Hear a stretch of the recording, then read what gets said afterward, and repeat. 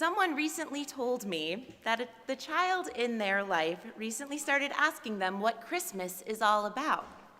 And of course, this made me think of a perennial classic in my household, A Charlie Brown Christmas. When Charlie Brown, exasperated by the commercialism of Christmas, shouts into the void, "Isn't there anyone who can tell me what Christmas is all about?" His friend Linus shrugs and says, "Sure, Charlie Brown, I can tell you what Christmas is all about." He walks to the center stage, requests a spotlight be put on him as he begins to recite scripture, the same scripture that we have just seen so beautifully acted out in front of us this morning. Growing up, though, I had always found Linus's answer deeply unsatisfying. When Linus finishes the scripture, they don't discuss it. They don't elaborate any further, and it seemed to me that all Linus did was introduce an entirely new story that had nothing to do with the plot of A Charlie Brown Christmas. So I was really never satisfied with this answer, so I went to seminary to find out what Christmas was all about.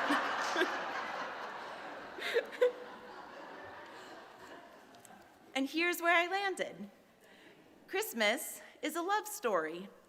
It's a thrilling and subversive, epic, multi-generational love story, one that extends to all of humanity, all of creation, and with all the world.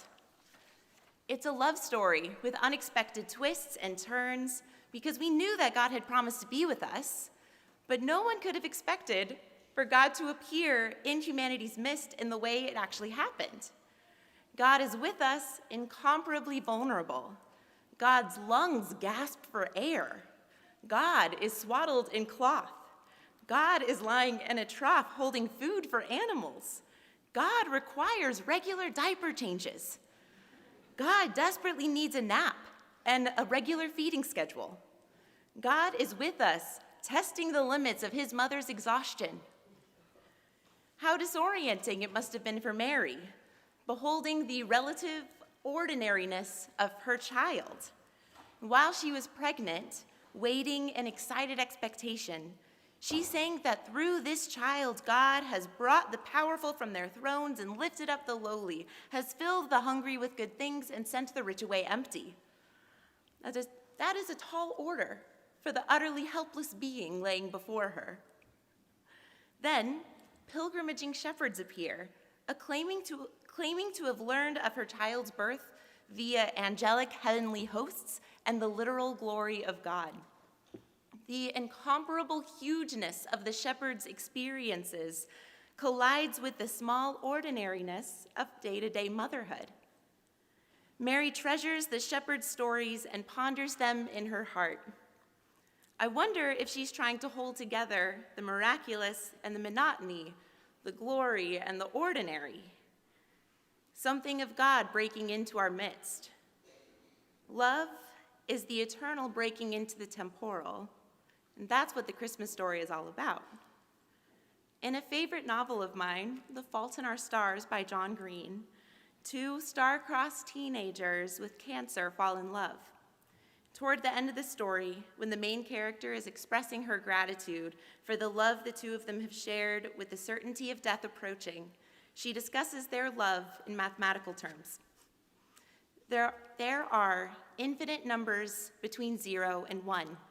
There's 0.1 and 0.12 and 0.112 and an infinite collection of others. Of course, there's a bigger set of infinite numbers between 0 and 2, or between 0 and 1,000,000. Some infinities are bigger than other infinities. There are days, many of them, when I resent the size of my unbounded set. I want more numbers than I'm likely to get. But I cannot tell you how thankful I am for our little infinity. I wouldn't trade it for the world. You gave me a forever within the numbered days, and I am grateful. Christmas is a love story where we learn to recognize all the little infinities in our midst. Christmas is a love story that teaches us to pay attention to how the incomparably beautiful resides in the monotony of our day-to-day lives. And just as Mary treasures the shepherd's stories and ponders them in her heart, we too can treasure the stories of God's movement in the world. We too can ponder how love and hope and joy and peace that comes with God's presence are felt in entirely ordinary moments. God is present in the huge and the small, the glory and the monotony.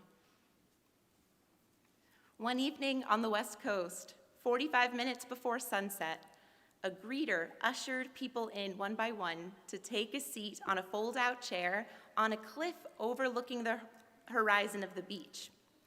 The fold-out seats were formally cordoned off with a red rope, and guests were ushered into their seats and told not to take photos.